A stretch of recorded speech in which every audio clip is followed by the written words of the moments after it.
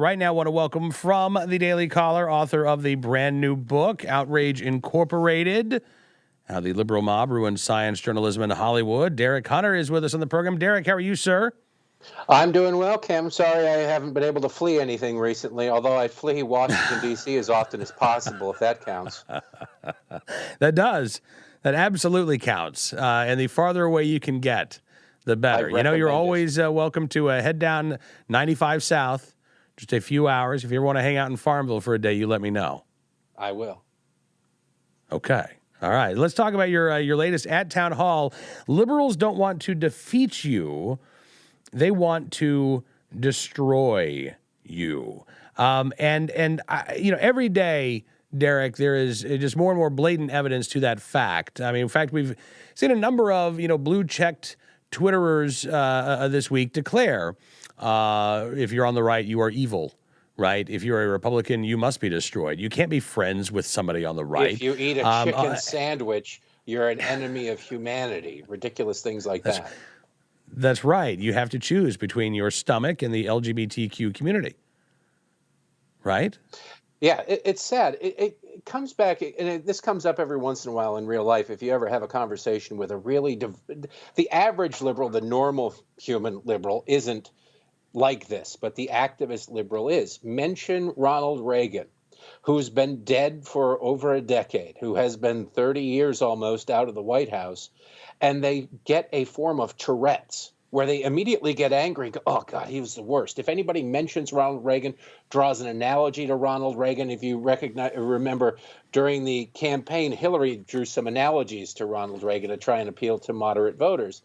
And the far left went absolutely crazy. They slip into this form of Tourette's because while Ronald Reagan is long gone, he existed wrong. And that is a sin in the liberal world. And it's a never forgivable sin unless you renounce everything you ever believed beforehand, like the David Brocks and the Arianna Huffingtons of the world did. And if you don't make a complete conversion and do a complete mea culpa for existing wrong before, you are forever cursed. And Reagan being dead as long as he has been, when Charles Krauthammer last week announced that he was dying, and the celebration of that by some people, the Media Matters type crowds, was disgusting. And normal human beings wouldn't do that. It's enough to win. You won. Congratulations. You've outlived Charles Krauthammer. But that's not enough, because long after he passes, they will be cursing him every time his name comes up. They will not stop. If you're an average person and you tweet something impolite or not sufficiently liberal enough, and they catch wind of it, doesn't matter who you are, if you have 10 followers, they will then alert your employer. They will then out your family. They will demand answers from your neighbors. They will try to absolutely destroy you. It is a sickness, really. So I'm curious, and I guess this gets back to your book, which I have so helpfully displayed right here. Let me scoot it over so it's in the full view of the camera. There you go.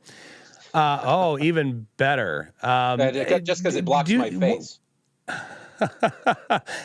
Two radio guys doing an interview here. We should probably hold the book up over both of our faces. Do you talk about the proper response to this? Because, look, there is that attitude of, okay, look, if these are the new rules, well, these are the new rules. And if there's somebody on the left with 10 followers and I can out them and I can destroy their life, well, tit for tat. And that's how we're playing things. So that's all right. I'm going to play that game. Is that how we should respond, or do you think that there is another way of doing things? I think there's a better way of doing this, and it's sunlight as the disinfectant. Look, I understand the desire to hit back twice as hard as the president does on a regular basis. We have been held to a set of rules that are ever changing by the left, and they're made up on the fly. And then when we say, okay, well, you just did the same thing, so then you must face the consequences too, they immediately go, no, those rules don't apply to us.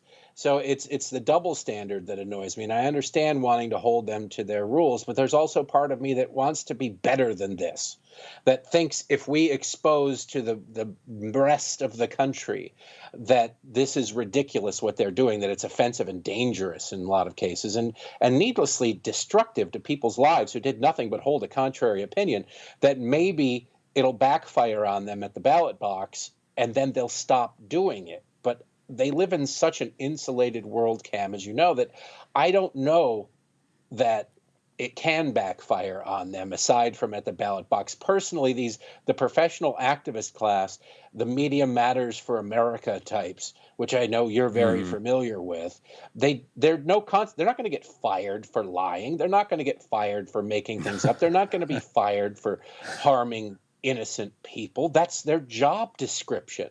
So it's a tough kind of thing to balance of, do we want to get down in the mud with them, or do we want to be better than them and rise above it? I suppose it's whichever works, but I admit that I've engaged in both. Well, and I think that, again, probably circumstances dictate how that response is going to go, right? And I am very much generally of the live and let live mentality. I want to be left alone. I'm more than willing to leave people who I disagree with alone. Go do your thing, let me go do my thing. Exactly. That used to be tolerance. That was the definition of tolerance, Cam. It was, you do your thing, I'll do my thing. As long as we don't hurt anybody, I don't care. I might not like what you do, but I don't have to engage in it. Now it's bake me a cake. Now it's celebrate what I do. And if you don't sufficiently celebrate what I do, you must be destroyed. If you're the CEO of Twitter, which there are very few people as liberal as Jack Dorsey, and you tweet that you went to Chick-fil-A to get a delicious chicken sandwich in the month of June, which happens to be arbitrarily assigned Gay Pride Month, you suddenly have to apologize for going to Chick-fil-A because their owners are Christians and support traditional marriage. Now, when the Pulse nightclub shooting in Orlando happened at a gay nightclub, Chick-fil-A opened on Sunday, which it doesn't do, to provide food for the first responders and the victims and anybody who needed it, who was working on that in that horrible situation. But they get no credit for it. They didn't say, oh, well, it was a gay nightclub, so we're just going to remain closed. They were good citizens, but being good citizens isn't good enough if you hold an incorrect opinion, and they still get attacked. Yeah, well, absolutely they do. And and what was amazing is, maybe not amazing, I really wasn't surprised to see Jack's response, but very quickly, the response from Jack was not, it's a sandwich. Right. The response was, oh, geez, you're right, I forgot.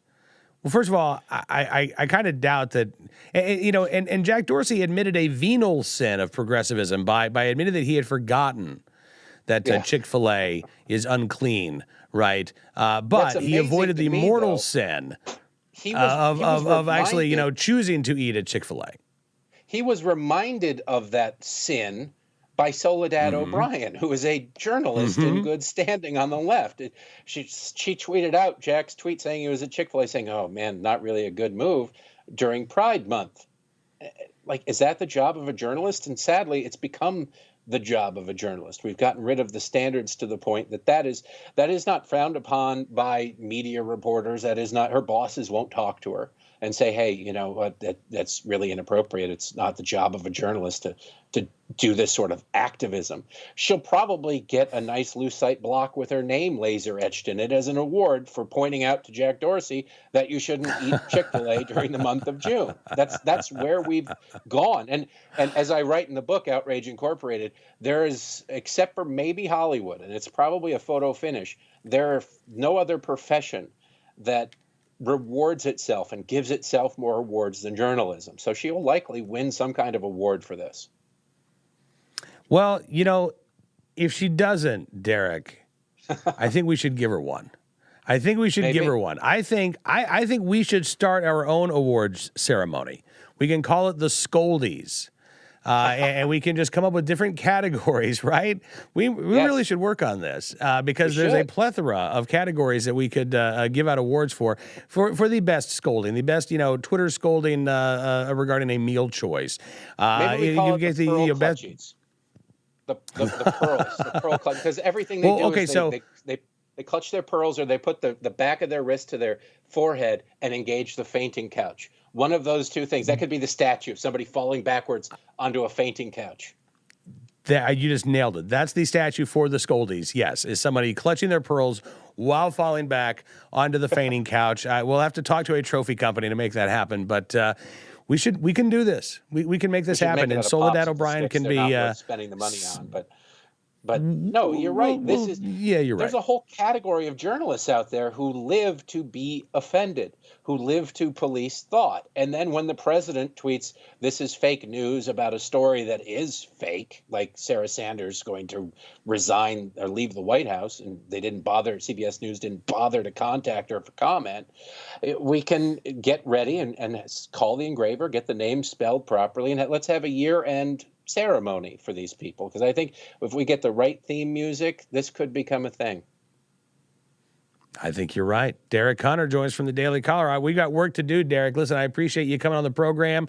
Make sure, if you have not done so already, that you buy Derek's book, Outrage Incorporated, available out Tuesday. So there you go. You still got your pre-order opportunities on Amazon. That counts for the first week's sales.